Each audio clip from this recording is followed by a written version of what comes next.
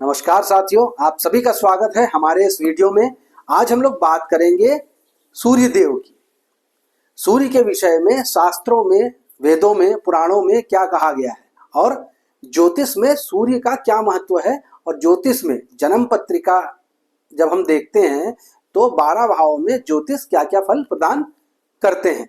तो चलिए वीडियो शुरू करते हैं। यहाँ देखिए हमने लिखा हुआ है, सूर्य को सविता कहा गया। सविता का अर्थ होता है सृष्टिकर्ता। संपूर्ण सृष्टि का कर्ता सूर्य को माना गया है। सूर्य ही समष्टि का नेत्र है। संपूर्ण सृष्टि, समष्टि का अर्थ हो गया संपूर्ण सृष्टि का नेत्र सूर्य है। सूर्य ही ऋतु, नियामक, काल चक्र का स्वामी है। ज्ञान का मूल स्रोत, पाप नाशक, आत्मदर्शक, रोग नाशक तथा इस चराचर जगत की आत्मा है। देखिए कितनी ही साफ शब्दों में यहाँ पर लिखा गया है कि संपूर्ण सृष्टि का नेत्र सूर्य है। ऋतु नियामक, सूर्य के गमन करने से ही ऋतुएं परिवर्तित होती हैं, इसलिए ऋतु नियामक कहा गया है। काल चक्र का स्वामी, सूर्य जब भ्रमण करता है तब आप देखेंगे काल चक्र में परिवर्तन आता है। ज्ञान का मूल स्रोत, अगर सूर्य नहीं है तो हम ज्ञान की कल्पना भी नहीं कर सकते हैं। सूर्य पाप नाशक है, आत्मदर्शक है, रोग नाशक है। आत्मदर्शक का मतलब हो गया कि सूर्य आत्मा का कारक है और वह आत्मदर्शक है। पाप नाशक है, संपूर्ण प्रकार के पापों का नाश करता है। रोग नाशक है तथा इस चराचर जगत की आत्मा है। संपूर्ण जो जगत है हमारा, उसकी आत्मा सूर्य है। अगर सूर्य नहीं है तो हम ब्रह्मांड की कल्पना नहीं कर सकते हैं। सूर्य को ब्रह्म का प्रकटतम रूप कहा गया है। शाब्दिक अर्थ में अगर हम समझें तो इस पूरे ब्रह्मांड में अगर हम किसी देवता को मूर्त रूप से अपनी आंखों से साक्षात दर्शन अगर कर सकते हैं तो वह हमारे सूर्य देव हैं। और सूर्य देव को ब्रह्म का प्रकटतम रूप इसीलिए कहा गया कि उनका हम लोग साक्षात आंखों से दर्शन कर सकते हैं। अग्नि, वायु, जल आदि में प्रकाशित होकर सब कुछ करता है। सूर्य ही त्रिदेव का सार, ब्रह्मा, विष्णु और महेश। उसके बिना कोई ज्ञान, कोई कर्म, कोई मुक्ति संभव नहीं। सूर्य द्वारा ही संसार की गति संभव है। तो देखिए यहाँ पर सूर्य की व्याख्या जो है वह पुराणों में, उपनिषदों में, शास्त्रों में, वेद में बहुत ही अच्छी तरीके से करी गई है कि अग्नि, वायु, जल आदि में प्रकाशित होकर वह सब कुछ करता है। सही रूप से देखा जाए तो अग्नि से हम लोग अपने जीवन में बहुत सारी चीजें कर लेते हैं। वायु के बिना भी हम लोग जीवन के विषय में सोच नहीं सकते हैं, परंतु अग्नि, वायु और जल में जब तक सूर्य प्रकाशित ना हो तब तक इनका कोई भी आधार नहीं है। तो यहाँ पर सूर्य सब में समाहित है और लिखा गया है कि त्रिदेव का सार, त्रिदेव मतलब ब्रह्मा, विष्णु, महेश, यह तीनों सूर्य में ही देखे जाते हैं। उसके बिना कोई ज्ञान, कोई कर्म, कोई मुक्ति संभव नहीं है। वास्तव में अगर हम लोग वैज्ञानिक रूप से देखें या शास्त्रीय रूप से देखें तो सूर्य के बगैर कोई कर्म नहीं है, सूर्य के बगैर कोई धर्म नहीं है, सूर्य के बगैर कोई ज्ञान संभव नहीं है। तो सूर्य जो है वह संपूर्ण सृष्टि का कर्ता है। सूर्य को 12 आदित्यों के रूप में वर्णित किया गया है। सूर्य ब्रह्मांडीय और आत्मीय चेतना का सेतु है। जैसे सूर्य के बिना पृथ्वी पर जीवन नहीं, वैसे ही आत्मा के सूर्य के बिना बुद्धि, धर्म, नेतृत्व, वैभव कुछ भी स्थायी नहीं। सूर्य केवल प्रकाश नहीं देता, वह तुम्हारे भीतर की सच्चाई को भी प्रकट करता है। अच्छा, अब आप लोग ये सोच रहे होंगे कि मैं यहाँ पर देख करके क्यों आप लोगों को पढ़ पढ़ करके बता रहा हूँ। देखिए ये हमारे अंतर्मन की स्थितियों को हमने यहाँ पर लिख रखा है, परंतु हमारे अंतर्मन में जो स्थिति अभी आ रही है अगर हम उसको लिखेंगे नहीं तो कुछ समय बाद हम इनको भूल जाएंगे। तो जब मेरे मन में, वीडियो बनाने से पहले जब मेरे मन में यह स्थितियां आई तो मैंने उनको यहाँ पर लिख दिया है और इस समय मैं पढ़ के बता रहा हूँ तो मुझे पढ़ने की आवश्यकता पड़ेगी। क्यों? क्योंकि हम लगातार फ्लो में अगर उस टाइम पर बोलते रहें तब तो आवश्यकता नहीं है। इस पूरे लेख को जब मैं मिटा दूंगा तब आप देखिएगा हमारी जो धारा प्रवाह जो वाणी है वह चलती रहेगी, परंतु ये भाव जो है, ये जो क्या कहते हैं जो लेख है, यह अगर मैं लिखूं नहीं तो यह हमारे दिमाग से स्लिप हो सकता है। इसीलिए हमने यहाँ पर लिख दिया है। देखिए, सूर्य को 12 आदित्यों के रूप में वर्णित किया गया है। आपने देखा होगा हमारे उसमें 12 माह होते हैं। सूर्य 12 माह में एक एक महीने गोचर करते हैं। तो गोचर जब होता है तो उस समय संक्रांति कहा जाता है, परंतु 12 आदित्य कहे गए हैं। मेष राशि में जब सूर्य रहेगा तो एक आदित्य, वृष राशि में रहेंगे तो दूसरे आदित्य, ऐसे करते करते 12 आदित्य हैं। उनके अलग अलग नाम भी हैं, उनके अलग अलग गुण भी हैं और उनके प्रभाव भी अलग अलग हैं। और सूर्य जब पृथ्वी, या हम ये कह सकते हैं कि सूर्य जब ब्रह्मांड में गोचर कर रहे होते हैं तो हमारी पृथ्वी पर ऋतु परिवर्तन होते हैं, जिसका पूरा असर मानव जीवन पर पड़ता है। देखिए, यहाँ पे लिखा हुआ है कि सूर्य ब्रह्मांडीय और आत्मीय चेतना का सेतु है। ब्रह्मांड में अगर सूर्य नहीं है या हमारे शरीर में आत्मा नहीं है या आत्मा रूपी चेतना नहीं है तो हमारा शरीर कार्य नहीं कर पाएगा। उसी प्रकार से ब्रह्मांड भी कार्य नहीं कर पाएगा। सूर्य के बिना पृथ्वी पर जीवन नहीं है।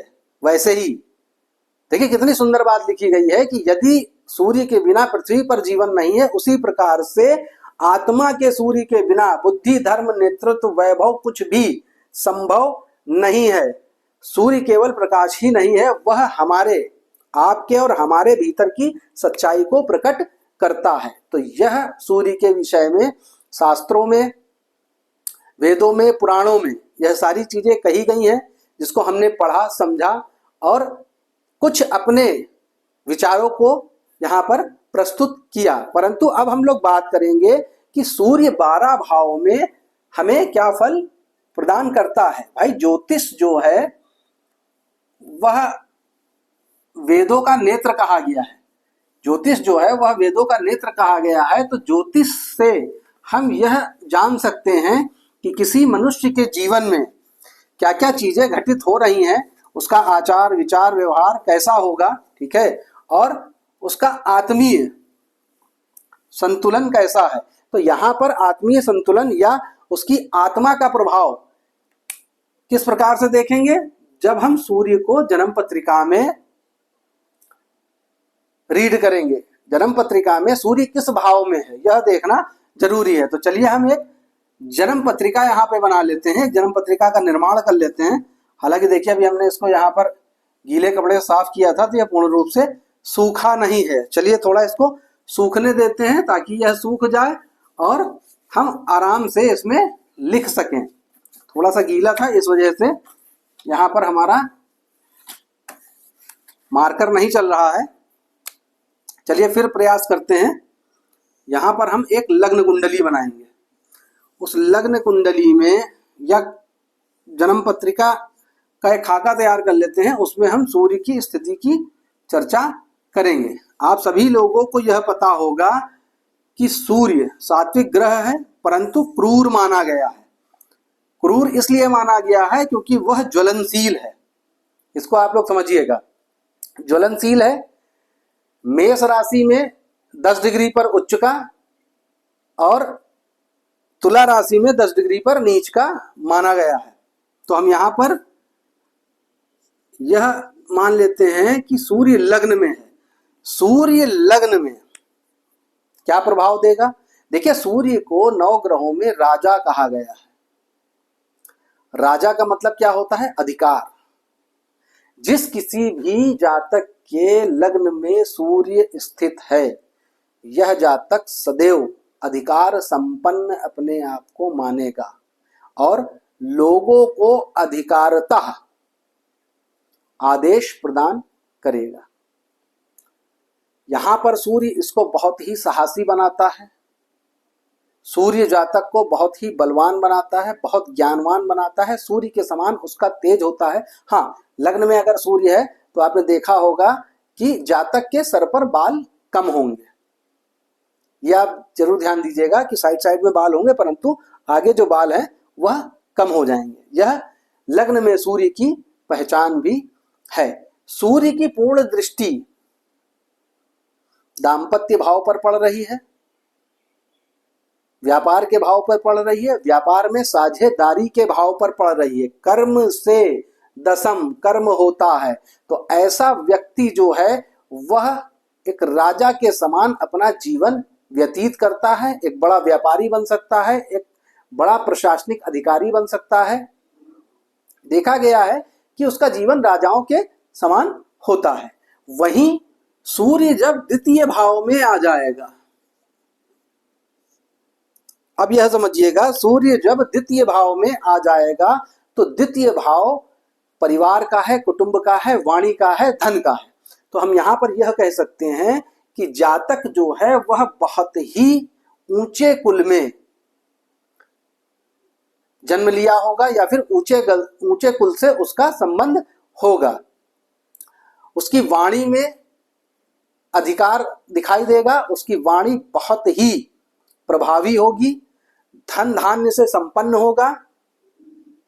परंतु अब सूर्य की दृष्टि अष्टम भाव पर पड़ रही है, तो हम ये कह सकते हैं कि अष्टम भाव के कारकत्व भी उसके जीवन में दिखाई देंगे। मतलब वो जो भी काम करेगा उसमें रहस्य छिपा रहेगा, उसके कामों को हम सही से समझ नहीं पाएंगे। जब भी वो कोई कार्य करेगा तो हम ये देखेंगे कि उसका कार्य रहस्यमय है, परंतु सूर्य की स्थिति यहाँ पर ठीक ठाक मानी गई है। अब हम सूर्य की बात कर लेते हैं। सूर्य जब तृतीय भाव में आता है तो तृतीय भाव हमारा पराक्रम का है, तृतीय भाव हमारा कम्युनिकेशन का है। तृतीय भाव से हम छोटी छोटी यात्राएं देखते हैं और तृतीय भाव से हम लोग छोटे भाई बहन देखते हैं। तो सूर्य यहाँ पर बैठ करके देखिए, सूर्य के हमको गुण अगर देखने हैं तो साथ में अवगुण भी देखने होंगे। अवगुण क्या है कि वह एक ज्वलनशील ग्रह है, जहां बैठेगा उस स्थान का नाश कर देगा।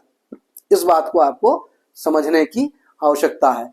अब सूर्य तृतीय भाव में बैठेगा तो छोटे भाई बहन को कष्ट संभव है। देखा गया है कि जिनका भी तृतीय स्थान में सूर्य है तो उनके छोटे भाई बहन या तो होते नहीं है या अगर होते हैं तो वह भी अकाल मृत्यु को प्राप्त हो जाते हैं। अब सूर्य यहाँ बैठ करके आपके कम्युनिकेशन को अच्छा कर देगा, आपको बहुत पराक्रमी बनाएगा और पराक्रम भी आपका उच्च कोटि का होगा।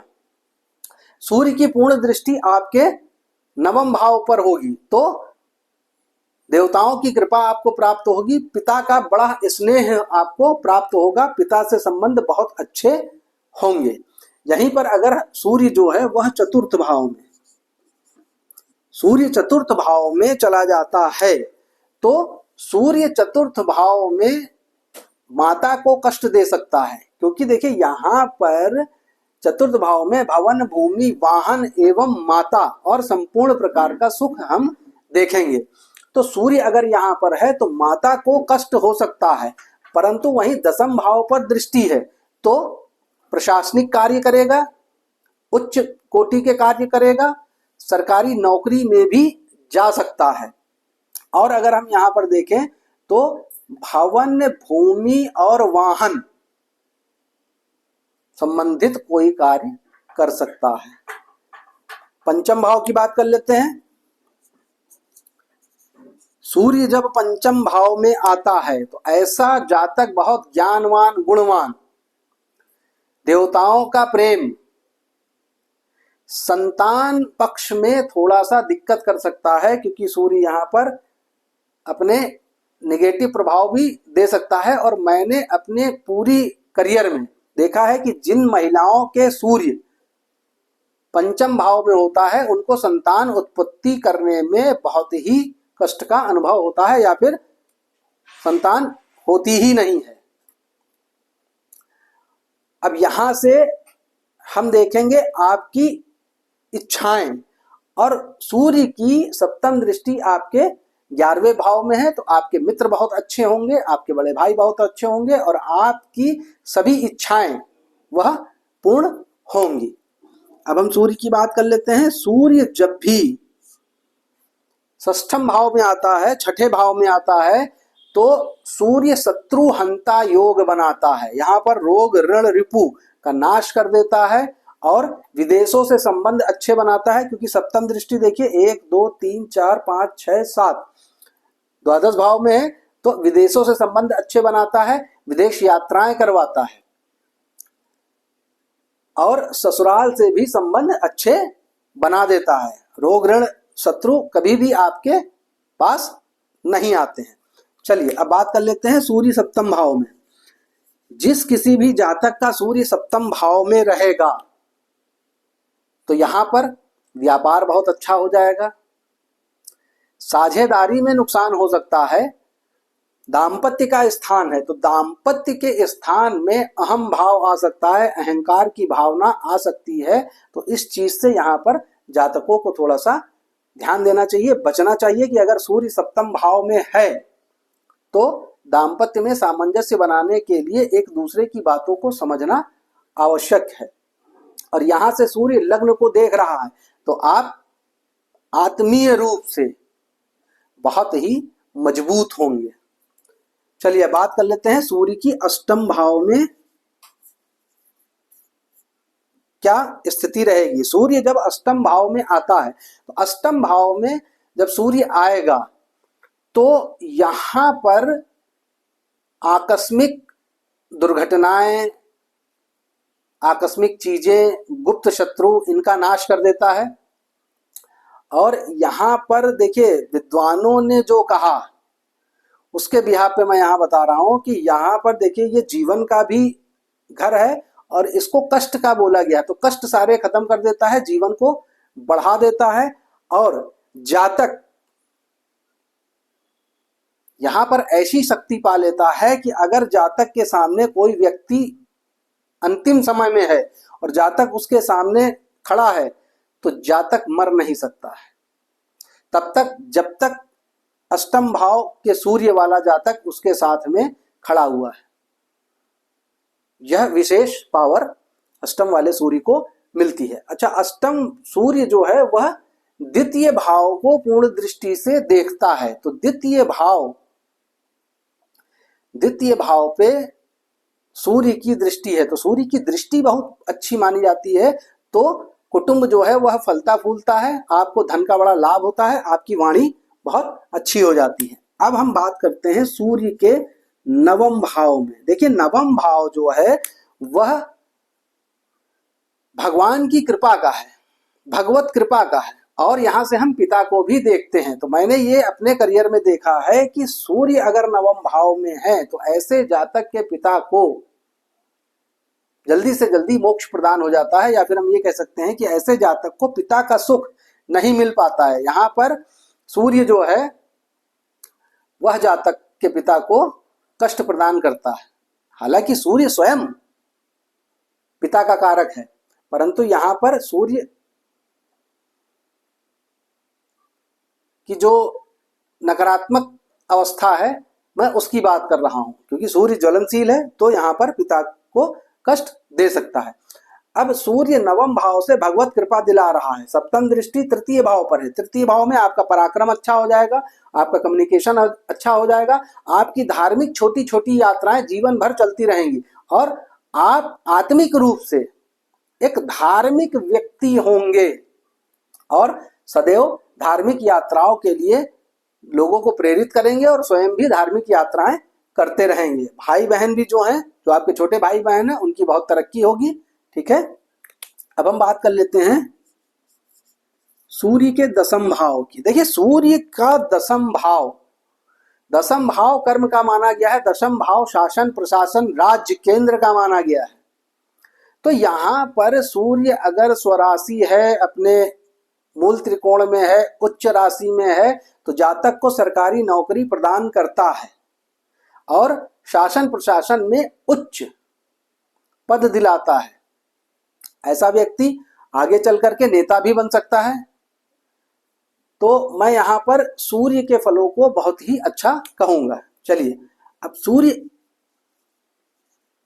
एकादश भाव में क्या फल देगा। देखिए एकादश भाव एक ऐसा भाव है जहां पर कोई भी ग्रह खराब फल नहीं करता है, परंतु अगर कोई मेलेफिक प्लैनेट है, जैसे हम क्रूर ग्रह कहते हैं, तो क्रूर ग्रह अगर एकादश भाव में आ जाता है तो उसका फल बहुत अच्छा माना गया है।